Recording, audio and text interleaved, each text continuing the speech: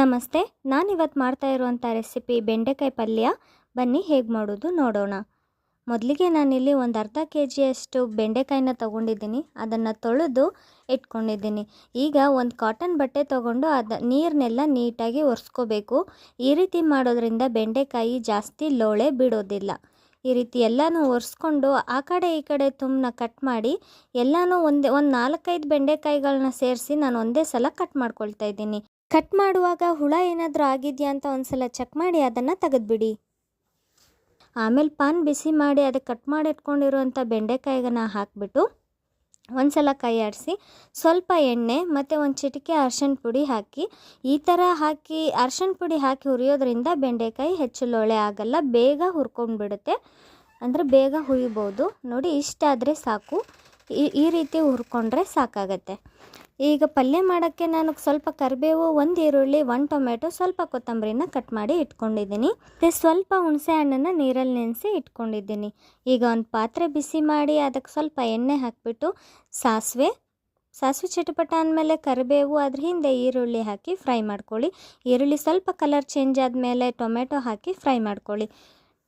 Tomato ಬೇಗ ಮೆತ್ತಗಾಗಬೇಕಂದ್ರೆ ಸ್ವಲ್ಪ ಉಪ್ಪನ್ನು ಸೇರಿಸ್ಕೊಳ್ಳಿ. ನಾನಿಲ್ಲಿ ಅರ್ಶಿಣ ಪುಡಿ ಸೇರಿಸ್ತಾ ಇಲ್ಲ, ಯಾಕಂದರೆ ಬೆಂಡೆಕಾಯಿ ಹುರಿಯೋದಕ್ಕೆ ನಾನು ಅರ್ಶಿಣ ಪುಡಿ ಹಾಕಿದ್ದೆ, ಹಾಗಾಗಿ.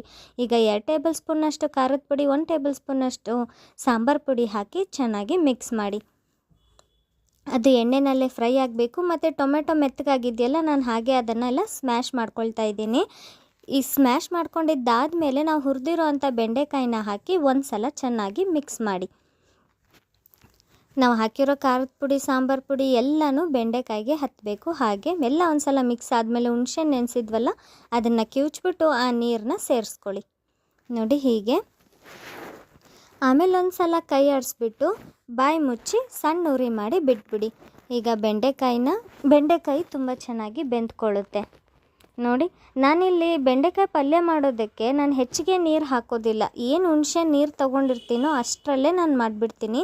ನಿಮ್ಗೆ ಹೆಚ್ಚಿಗೆ ನೀರು ಬೇಕಂದರೆ ಹಾಕ್ಕೋಬೋದು.